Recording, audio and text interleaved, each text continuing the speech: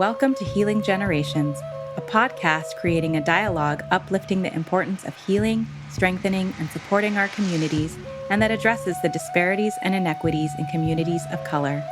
Healing Generations is brought to you by the Healing Generations Institute, a collaborative initiative of the National Compadres Network and the Brotherhood of Elders. Be sure to subscribe to stay up to date on our new releases. Oh, Ometiorla, welcome, relatives. We want to welcome you here to Healing Generations podcast. And really just thank you for being here, for choosing to spend some time with us today. You know, we want to, as we always do, begin by just Clasocomatlia to the Creator. Thank you for the Creator and all the ancestors. And we invite you just, take a moment and take a breath and just acknowledge, all your relatives, all those ancestors that come before. Some you may know and some that you don't know. They're just in your spirit. And we want to acknowledge those ancestors because it's because of them we're here. We recognize they've left us certain ways, certain traditions, certain medicine that really help us and continue to bless us that way. And that's why we're here, to lift up that medicine, to lift up those teachings, to remember those stories, But at the same time, we also recognize, that the wounds are there. The wounds are there, the trauma that they faced, and some of it that they, couldn't take care of before they crossed over, and so left it for us. And so we're trying to figure out how to embrace that in a good way, how to heal it, so that the next generation has less of that. So we want to invite those ancestors in, and all of you that join us today. I feel, very honored and very blessed. I'm happy, man. I feel happy to have my brother, colleague, camarada. He's an elder. He's, carries a lot of teachings, a lot of medicine. Really, does some beautiful work for the community. Is guiding some beautiful work. And, besides that, he's an executive director, and, he's a leader of many, not only in communities, he's been on fellowships and advisory groups and led a lot of movimientos, but even in the, our traditional way, really guides and lifts up a lot of that medicine that we're talking about for healing for our people, So I'm really, really blessed to have Albino Garcia Jr. with us today. Brother, I just want to thank you for being with us. I know you're real busy and got so much to do in that community, but I just want to thank you, brother, for all you do, who you are, and for spending a little time with us together. Why don't you greet the folks that are listening? Well, good morning, afternoon, wherever you are. Albino Garcia, Walawise Chichimeca, and Lipan Apache, Chicano, de Corazon. I'm coming to you today from Albuquerque, New Mexico, literally just a couple blocks from the Rio Grande River. We have what's left of a blanket of snow that came in. It's really beautiful. High desert, aquí. My mother was born right on the banks of the Rio Grande.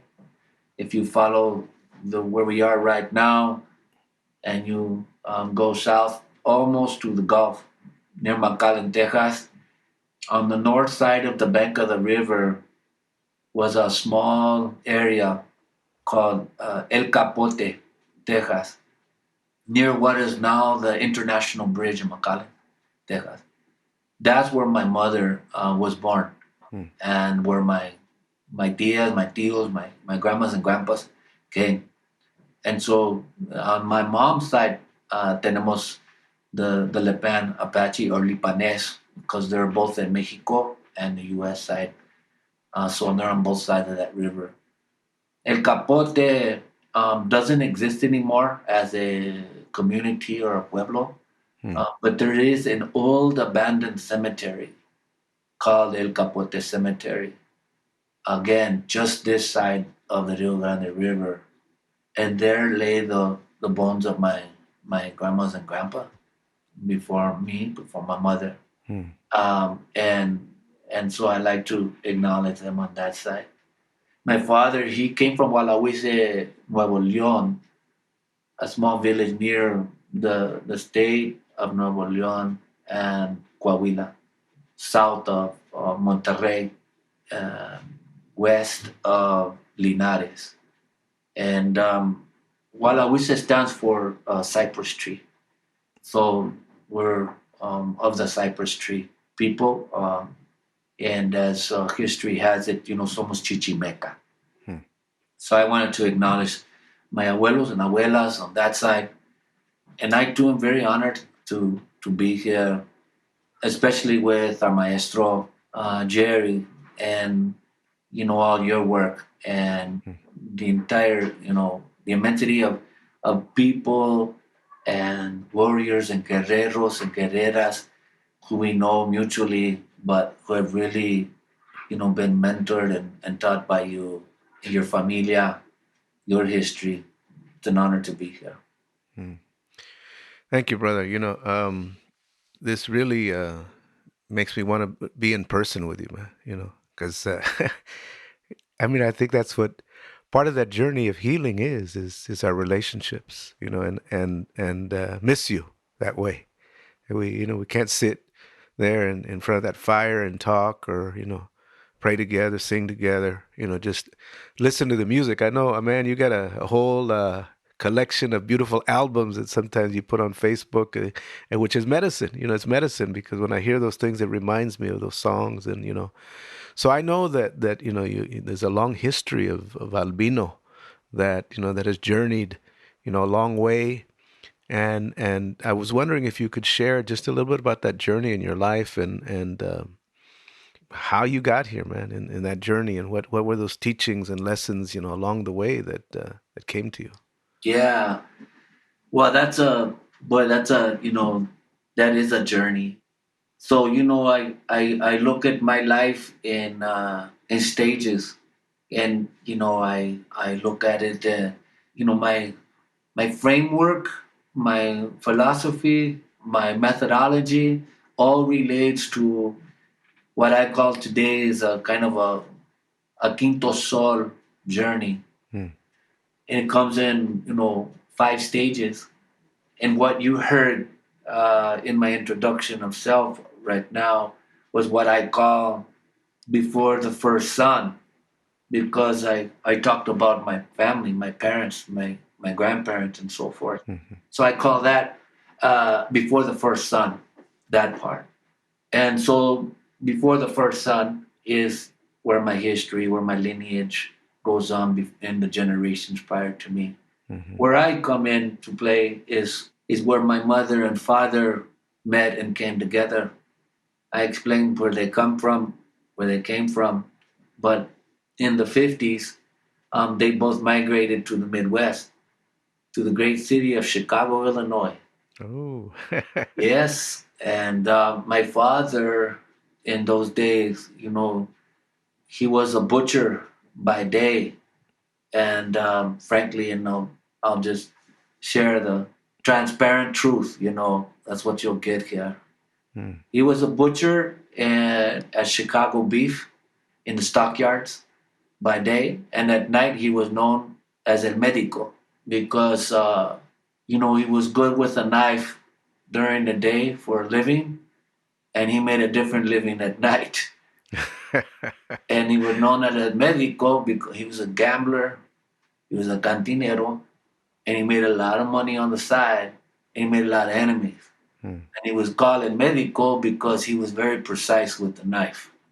And that's just a side of us that, that for some they may be ashamed of or whatever, but it is what it is where we come from.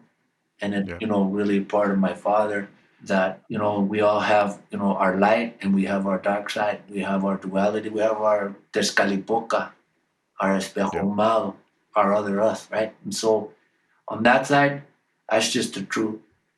On my mom's side, my mom was a factory worker in the Midwest. She came from the banks of the Rio Grande. Her home was dirt, dirt floor, all that kind of stuff.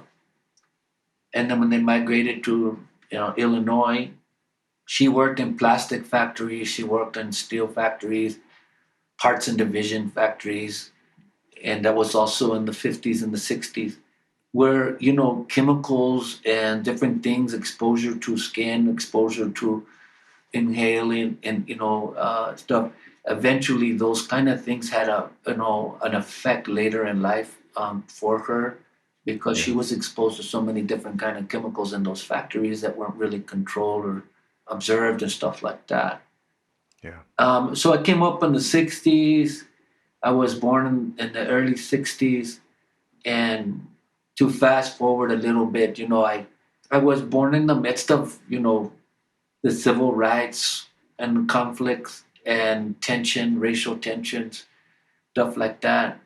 And then my father being Mexican and my mother being Tejana in Chicago, Illinois, little by little tried to move out of the urban congestion, became some of the recipients of some of the early federal funded projects, what we call the projects, right?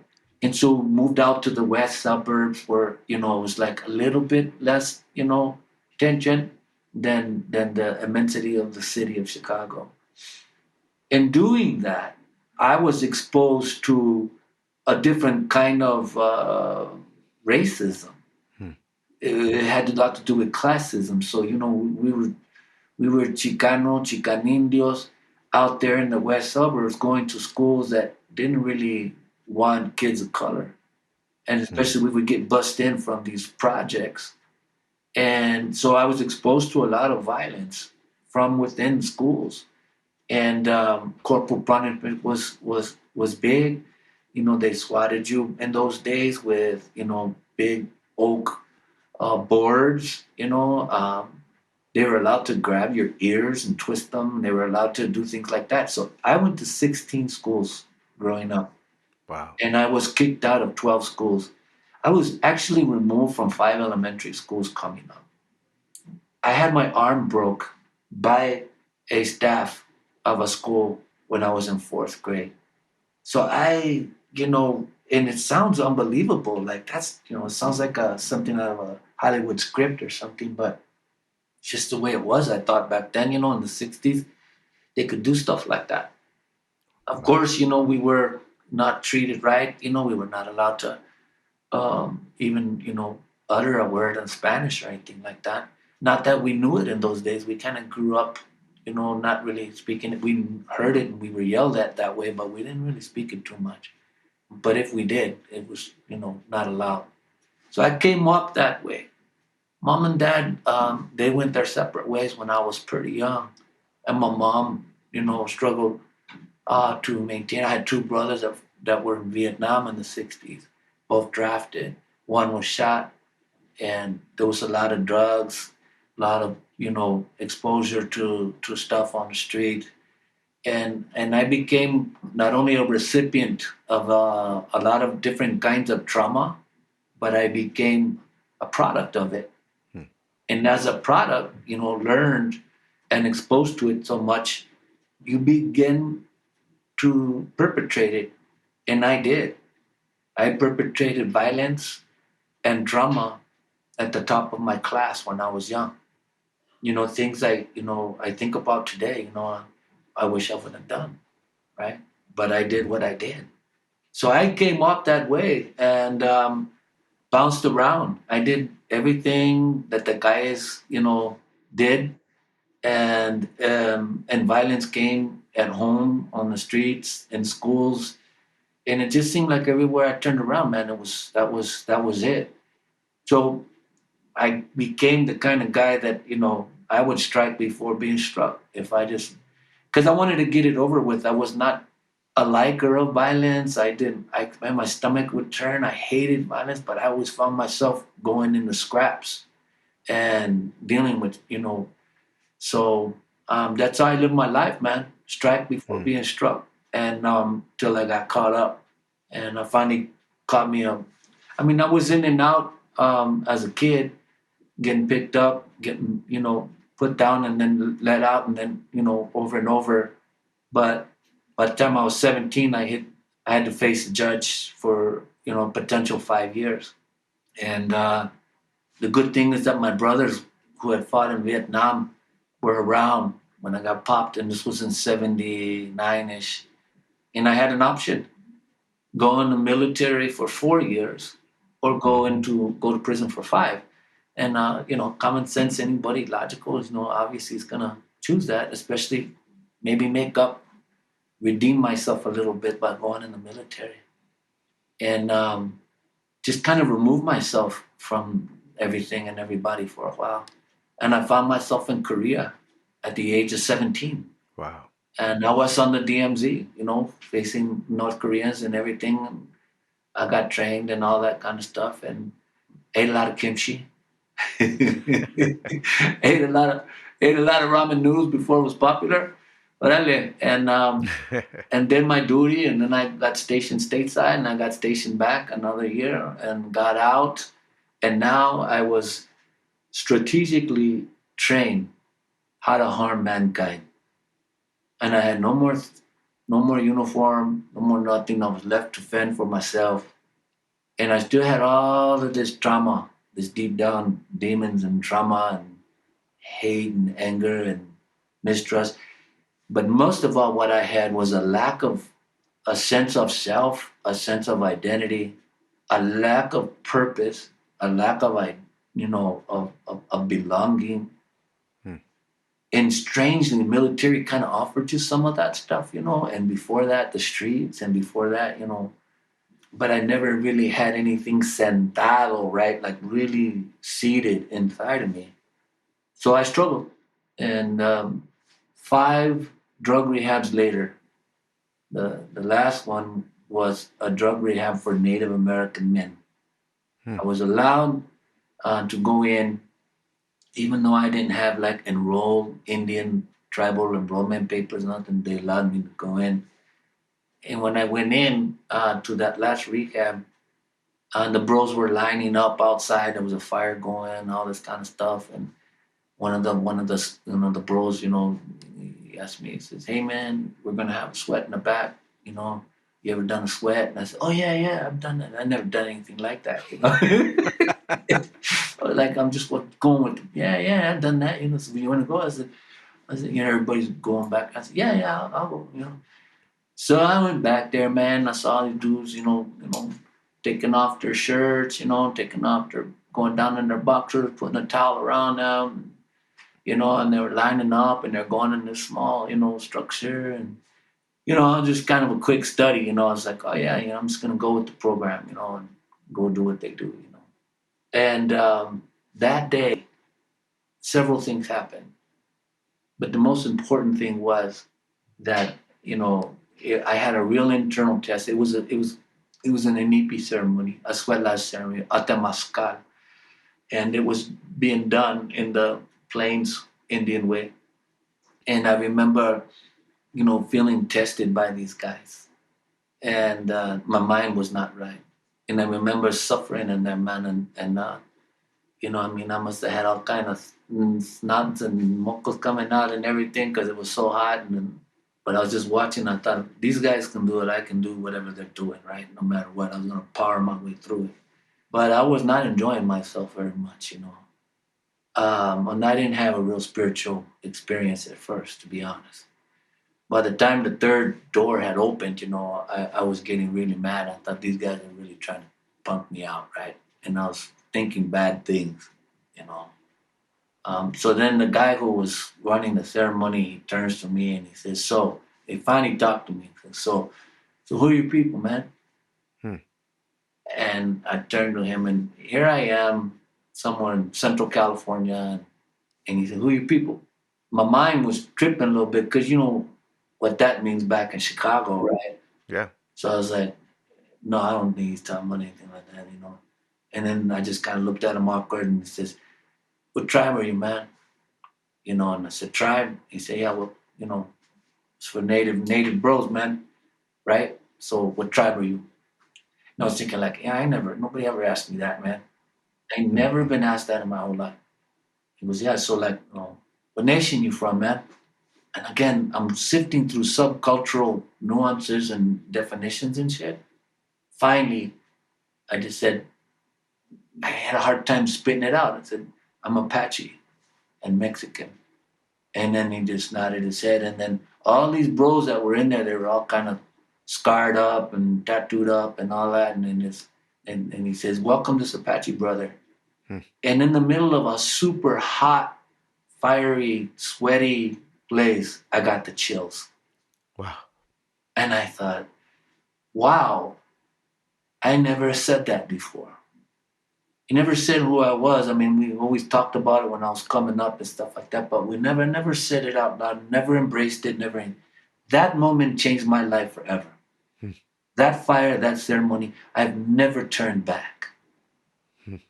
And for me, the first sun in the Quinto Sol began that day. I turned the direction that I was looking for with my eyes and my hearing and my voice and sound. Everything I looked externally for in direction and knowledge and understanding, I turned it inside. Hmm. And the direction inside was and is for me the first sun of the Quinto Sol journey. I began the journey inward. And from there, it grew. And I started, becoming, made a conscious decision that I wanted to know who I really was. There was no greater, more powerful yearning for anything in my life than to figure out who am I? Who do we, where are we? Where do we come from? And I just went on a mission, and I'm still on that mission today, Hmm. right? And that was almost 40 years ago, 30 something years ago. Wow. Hijuela. First of all, as you were talking, hurt my heart because I was thinking of that little boy that got kicked out of so many schools.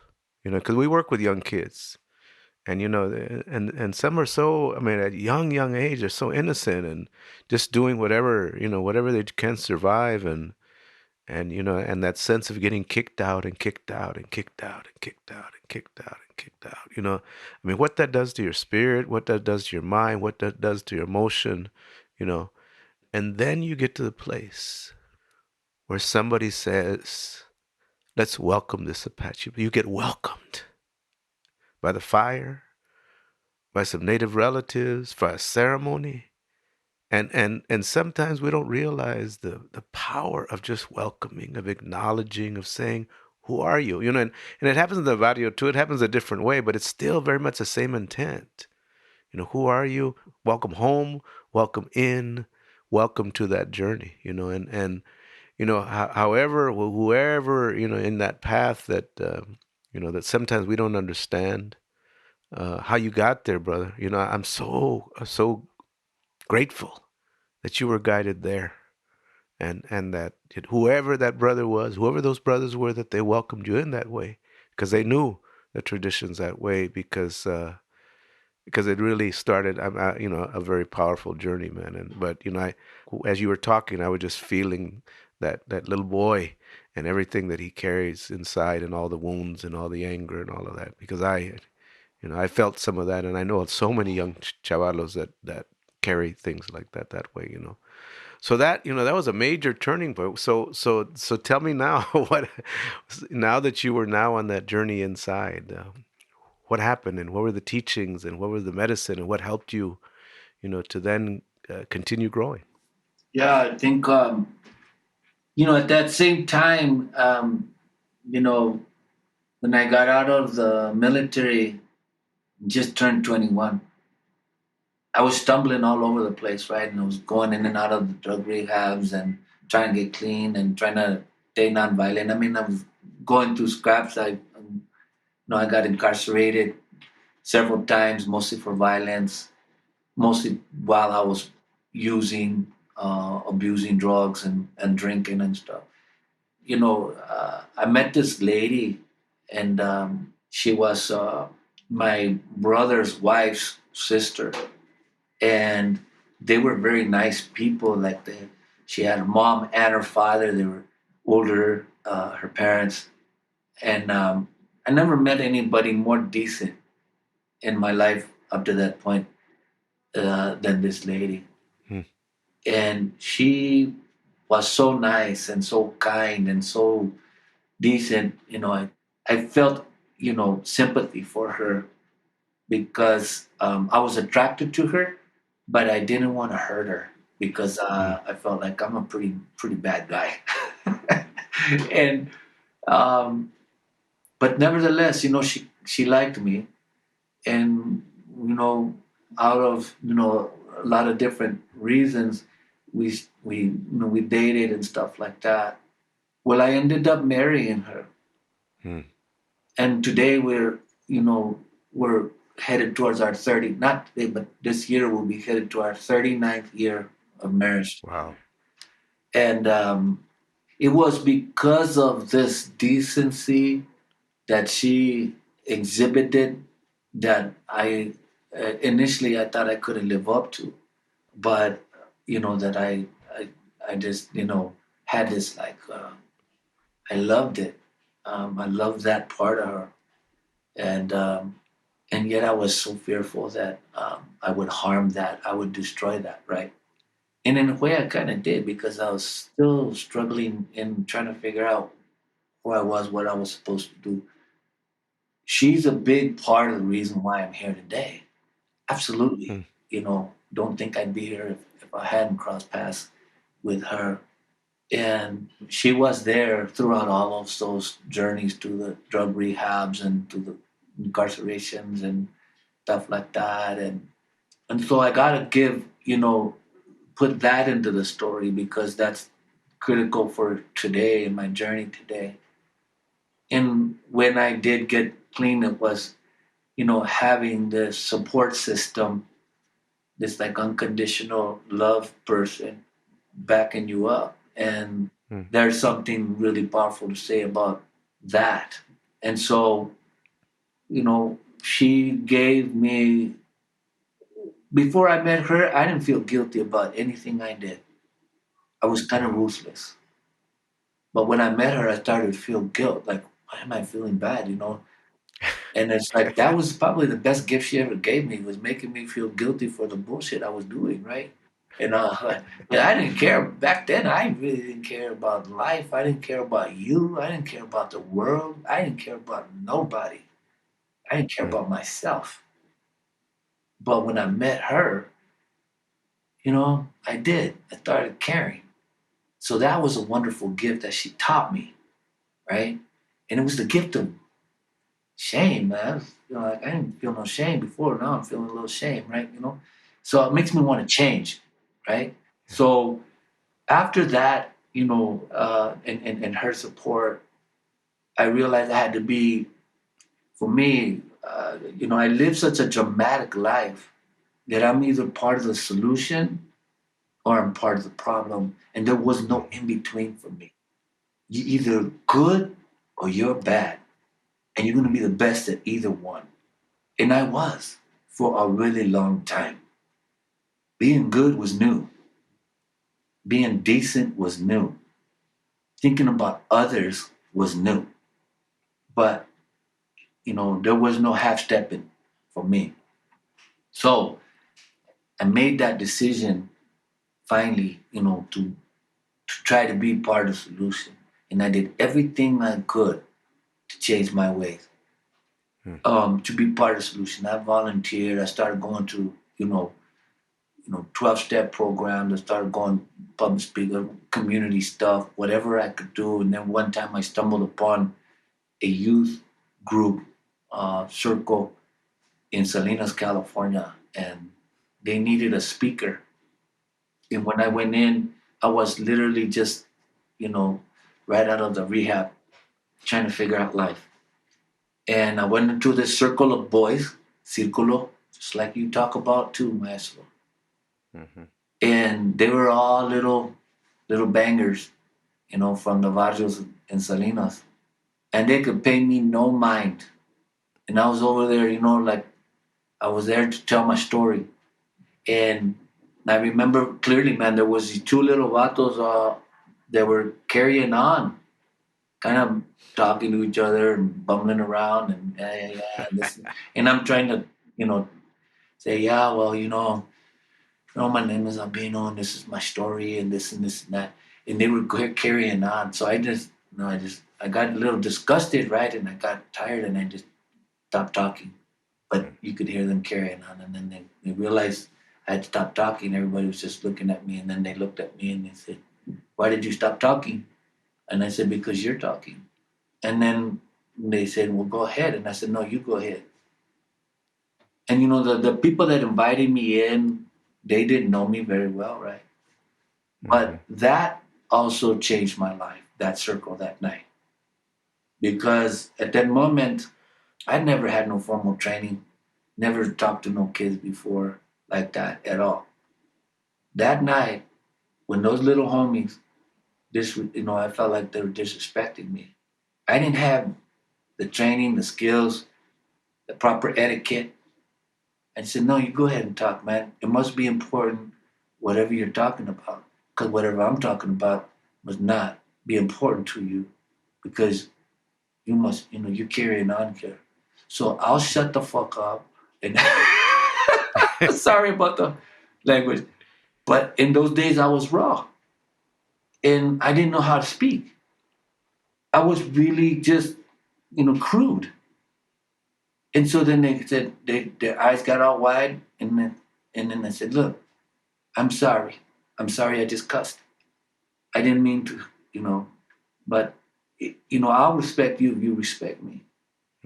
Like, I'm not getting paid for this, man. I don't got to be here.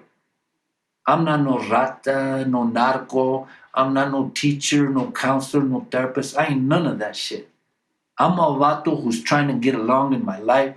I'm messed up. I'm trying to do something different. They asked me to come talk. Here I am. Sabes que? You don't want to listen. Sabes que, man? Whatever. And then the homie said, no, man, I'm sorry. I'm sorry, man. And I said, no, I'm sorry, bro. I'm sorry, man. I didn't mean to disrespect you back. It's just how I am. And then they said, please, man, cool, man, please tell us a story. So I went ahead and told them my story. That night changed my life again. That was medicine. And that night, I knew right there on the spot, sabes que, I'm going to dedicate my life to this. And I had never turned around. And again, Wow. that's well over 30 years ago. And I have done thousands and thousands of those circles since then. Wow. Thank you, brother. I mean, I really want to just acknowledge you because, the way you speak and the way you share is so symbolic of our cultura. That you mention Francis, that you acknowledge her, your otro yo, that you acknowledge the medicine of someone, and you so call it decency, the sense of that someone treats you decent finally, and you needed that, and that you saw that that was possible in somebody else, and commits to walk with you. So, I just want to thank you, because I think there's a lot of things said about us, as men, as Chicano men, Native men, Mexicano men. But I want to thank you for putting that reflection forward. And then, what you share right now, again about el otro yo, those youngsters are probably you when you were that age, just kind of messing up and, cutting up and all of that. But something had gone on with you by then too, because you didn't jump back at them and act crazy. You dialogue with them. You didn't kick them out like they kicked you out. You engaged with them, and that's what they needed to. And I think that in those times that Creator and the ancestors put these people in our path, it's our choice whether we take the teaching, take the lesson, take the medicine. But definitely, the work that you've done in, the last 30, 40 years, brother, is amazing. I know that part of that journey, because I know you, part of that journey is that medicine way. And I know that not only did that really bless you and heal you, but you're a very important part of passing that on and creating opportunities for people to come in that lodge like they invited you. Well, now you welcome people into the lodge and you welcome people into. So I wonder if you can talk a little bit about that, brother, about that part of the journey and that part of the teachings and that part of the medicine too. Yeah, thank you. So that circle that I went to, couple of those facilitators, they were aimsters. Those of you who know AIM, American Indian Mm-hmm. Movement, they were all, resistors and, fighters for, indigenous justice. Mm. And I felt extra honored, right? Because I was still journeying towards my own self-identity and so forth, right? So through those circles, I was also introduced to not only, the American Indian movement, but the Chicano movement and the United Farm Workers movement and all of these, movimientos and where my mind was never before.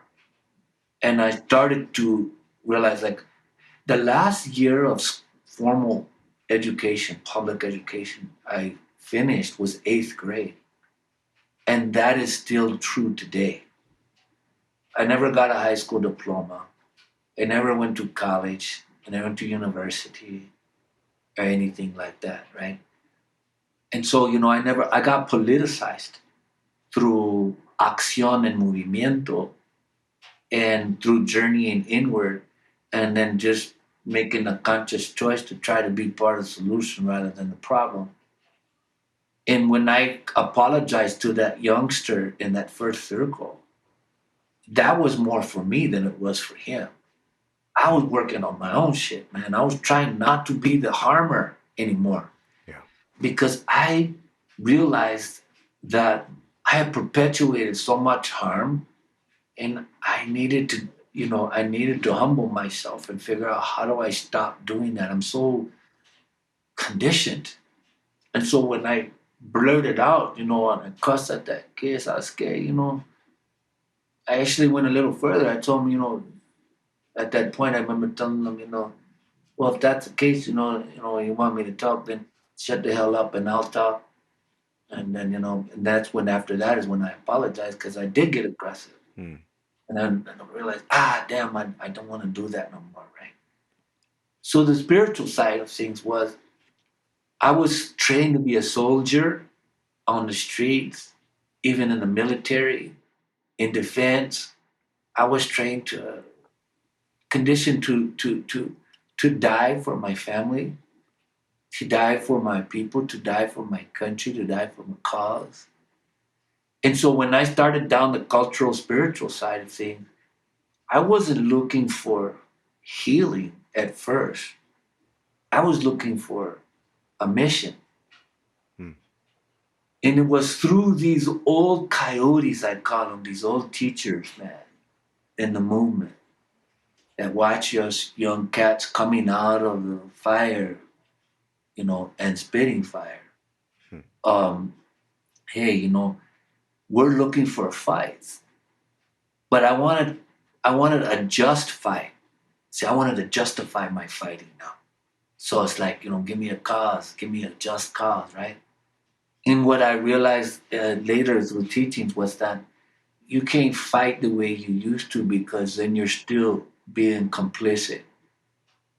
Like true and authentic fighting comes in a different form now. It can't be with this, or it can't be with this, or that, right? My weapon was now becoming my flesh, my skin. That goes into my journey towards Sundance.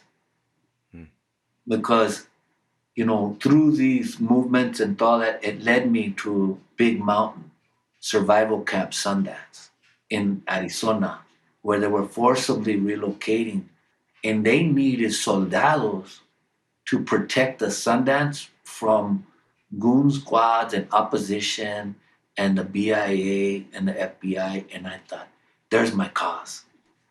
I can fight. I know I'm an expert rifle. I can organize, squads, right? Talk about a goon squad. I got that knowledge, right? So I went to a Sundance looking for a fight. And what I found was that they weren't looking exclusively for soldiers, but they were looking for warriors. And I didn't know the difference. And it took me years, even when, I was pulling security out there, doing the fire, doing anything and everything. And I thought that's living up to the just cause, right? But little did I know that I was still soldiering. Till one of them, Wiley Coyote, I call him, tells me, we don't need no soldiers here. Would you die for your people? Hell yeah. Would you die for your family? That's damn right. Would you, and so forth. And they said, well, we don't need you. And so I was like, maybe you didn't hear me right. Would you die for your family? Yes. I said, yes. Well, then we don't need you. And I was like, all right, I'm smart enough to know that they're trying to make a point of something here, but I didn't get it. And I said, what's the difference between a warrior and a soldier? And he said, a soldier, his motivation is the hate of the enemy. You were taught to hate the North Koreans, to hate the Vietnamese, to hate the Russians, right? To hate ISIS, right? We're not fighting out of hate. A warrior don't fight out of hate. He fights out of the love of his people, the love of his family. Mm. Soldier will fight with the weapons of violence and destruction at the highest level in all means. But a warrior will fight with his skin, his flesh. You will go out and we will pierce, and we will cut our flesh, and we will offer it to Creator Tankashala Wakantaka. We will offer it to the tree of life. And a warrior won't fight on the hate enemy, but the love of his people. And he's not taught to die. That's your mind is tricked. It's not about dying for your people or your cause. It's about living for it. Mm. And I was like, that's some deep stuff for me, man. That had me thinking, man, for years and years, man. Yeah, that's deep. Like, what does that really mean, man? Even today, man, I fight with sacrificio, discipline, respeto, honor. I do my best not to harm mankind or each other, my familia, even my enemies. I don't treat them like I used to, right? Told me one time, you ever heard of pray for your enemy? Yeah.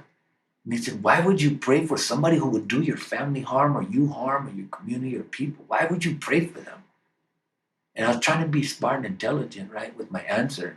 And I said, oh, just to kind of like rise above them,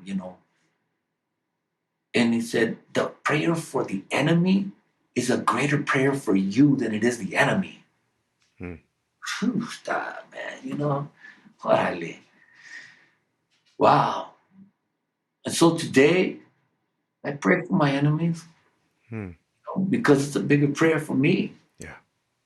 right? So Wow. that's a little bit on the spiritual path. Ooh, man. All of that, all that journey and all those teachings and all those prayers and I know you live out in your day-to-day life there at La Placita. Anyone that wants to go see, some beautiful work, some beautiful gardens, some beautiful people growing, and beautiful medicine, that on the daily is getting lifted up, is getting grown.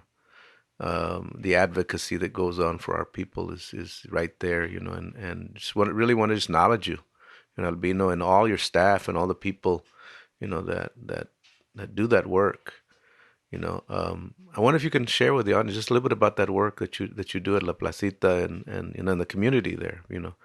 And I know it spreads. It's not just there because you're international, brother. You're traveling all over. You're speaking all over. You're doing these teachings. You're sharing, this medicine all over the place. But I wonder if you can just talk about a little bit of that work and that medicine and those teachings that you're cultivating there.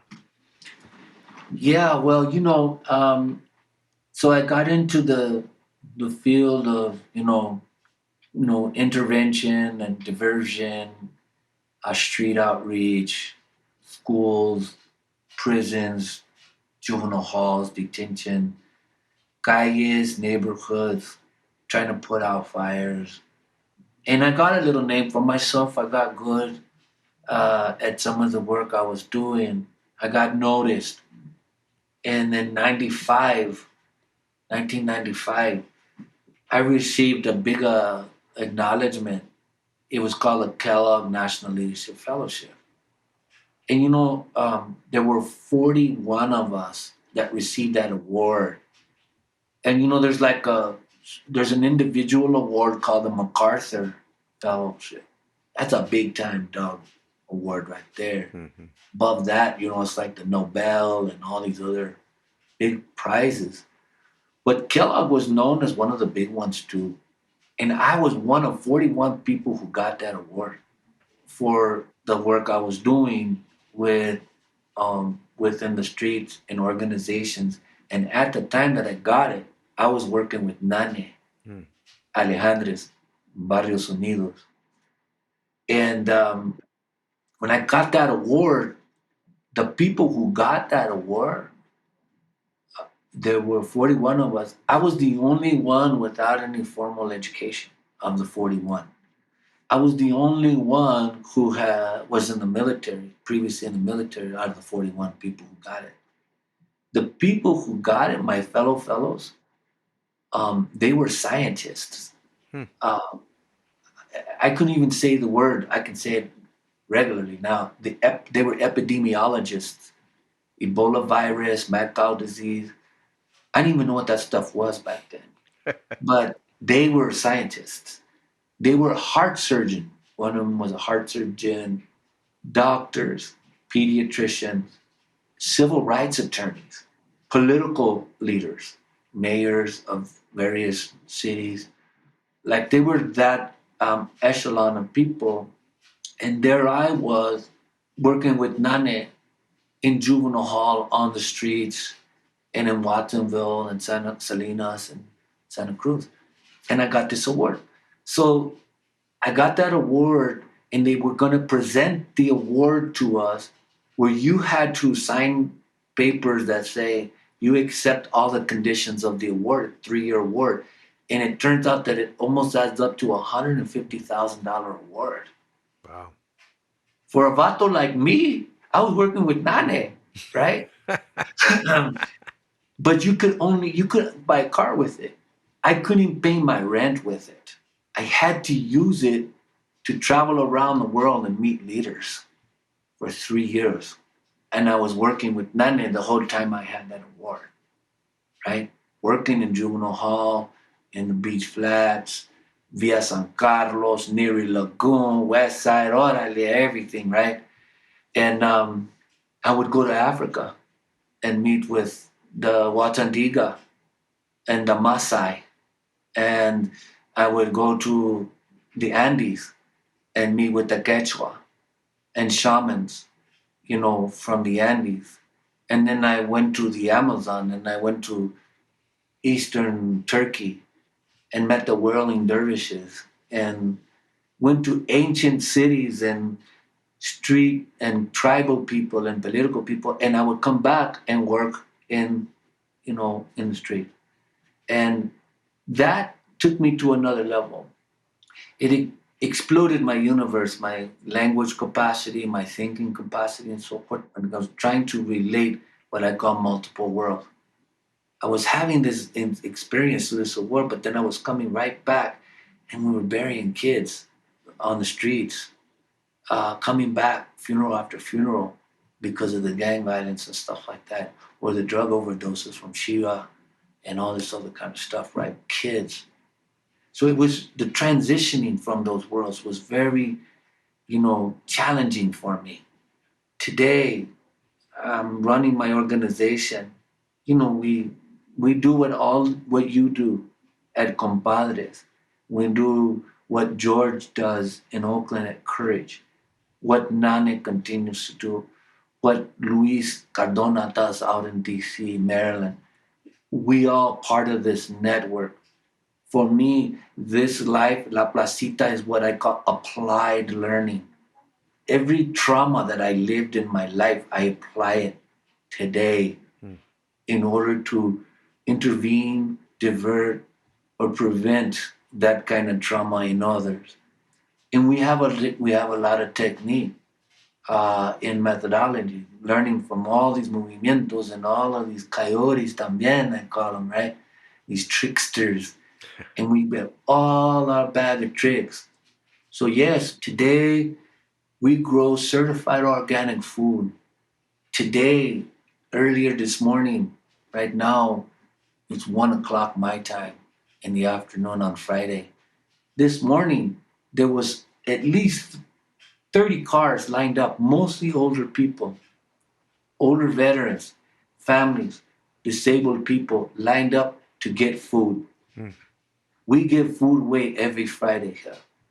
And some of that food we grow with our own hands right here in this barrio. Certified organic food, carrots, tomates, salad, kale, spinach, chard, bok choy, sabes que? Because a lot of leafy greens in the winter are good. They're fresh and cooler over here, right? Mm. Then we go later in the chiles and tomates and cebollas and elotes and all this kind of stuff, right? Throughout the whole year. We provide certified organic food today. Get this, in the mouths of kids who are locked up in our detention center in my county. Mm. We have an exclusive contract with the kitchen of the D Home Juvenile Hall. And they purchase our food that we grow, certified organic, no pesticide, no nothing. It's about self determination. Mm-hmm. Our organization today, we do curanderismo, healing, limpias, sobadas, acupuntura. We do purificaciones, both northern style healing, traditional healing, and Mesoamerican combined. We shatter this whole differences and stuff like that with our teachings and our healing. Our approaches of arte, our approaches of consejería, consejos, our case management, teaching them how to navigate the systems and the needs that they have in their lives and their familias. We engage in the schools, we engage in the D homes, we engage here in the street, and we engage in their homes. It's just old school organizing, old school healing. Así estamos y no nos vamos. Somos pocos, pero locos. Well, it's it's beautiful, bro. But again, it's that cultivation. It's the being able to take what you're given to transform that, and transform it into medicine, into teachings, into food that feeds you emotionally, physically, spiritually, and you in conjunction with so many others that are now part of your tribe there have been able to do it, and the other part is you're an elder now, bro. You're getting más viejito, and but there's a lot of teachings that you carry. There's a lot of medicine that you carry, and I was wondering as we close this up today, is if you could offer a couple of those teachings. What would you offer, the younger people, that next generation? What would you offer a younger Albino, a younger Jerry that that needs somebody to give them some consejos, so maybe they have to go as many trancazos as we went through, and fall in many ditches, as we did. What would you offer them, and what have you learned about life that you feel is really important to pass on to the next generation? Yeah, so that one is probably the toughest question you asked me today.